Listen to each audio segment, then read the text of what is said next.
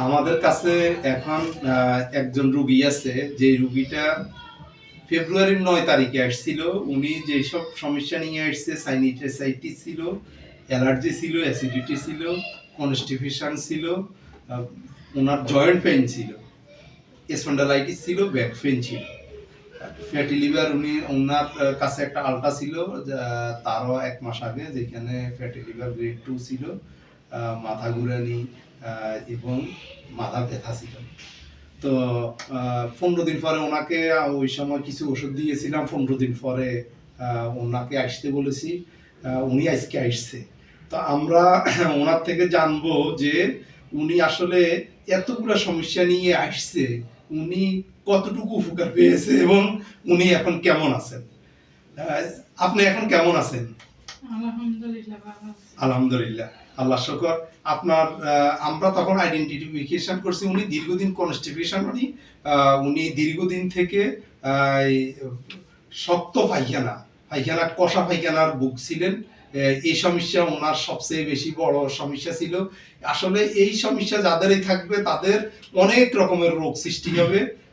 অ্যাসিডিটিও এটার জন্য একটা কারণ, অ্যালার্জিও একটা কারণ।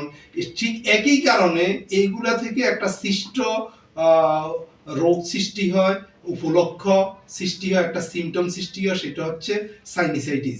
সাইনাসাইটিসে ওনার ছিল। এছাড়া যে ওনার অন্যান্য যে সমস্যাগুলো, back pain, joint pain, spondylitis, এইগুলো কিন্তু কাছাকাছি কারণে ঘটে থাকে। কারণ অ্যাসিডিটি বেশি থাকলে ক্যালসিয়ামের ক্ষয় বেশি হয়। উনি দীর্ঘদিন, আপনার কত বছর গ্যাস্ট্রিকের ওষুধ খেয়েছিলেন? 21-22 বছর উনি গ্যাস্ট্রিকের ওষুধ খেয়েছিলেন।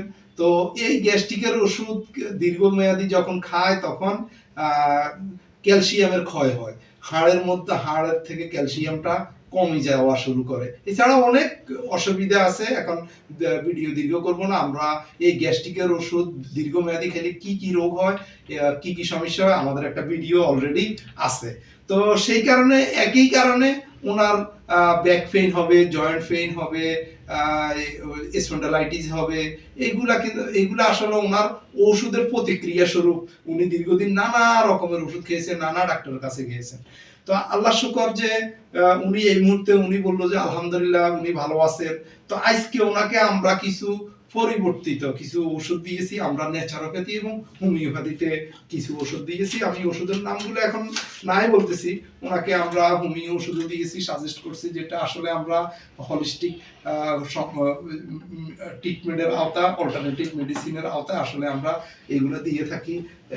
একটা শরবত আমাদের আছে বায়োভিটা প্লাস, এটা আসলে রমজানের জন্য আমরা করেছি। এখানে অনেক ধরনের পুষ্টিকর ভেষজ উপাদান দিয়ে তৈরি, খুবই টেস্টি। এইটা আমরা দিয়েছি ওনাকে। আপনারা মোরিঙ্গা পাউডার সম্পর্কে জেনেছেন যে এই মোরিঙ্গা পাউডারে অনেক অ্যান্টিঅক্সিডেন্ট আছে এবং মাল্টিভিটামিন টাইপের জিনিসপত্র আছে। সেই কারণে আমরা ওনাকে পুষ্টির জন্য, ঘাটতির জন্য দিয়েছি। আর আমরা একটা দিয়েছি গ্যাস্ট্রো কেয়ার। এই গ্যাস্ট্রো কেয়ারটা আসলে উনি খেয়েছে এবং যেসব রোগীরা এই গ্যাস্ট্রো কেয়ারটা নিয়েছে ভালো রেসপন্স আমরা পেয়েছি এবং কনস্টিপেশনও অনেকটা দূরীভূত হয়েছে, অ্যাসিডিটিও অনেকটা লাঘব হয়েছে অনেকটাই।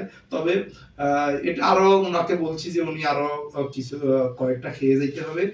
আর ওনাকে আজকে আমরা যেহেতু রমজান থাকা অবস্থা, শরীরের মধ্যে শরীরের সেল কোষগুলা যখন ফ্যাট গুলা যখন ক্ষয় করা শুরু করে তখন রক্তের মধ্যে অ্যাসিডিটির পরিমাণ একটু বাড়ে যায়।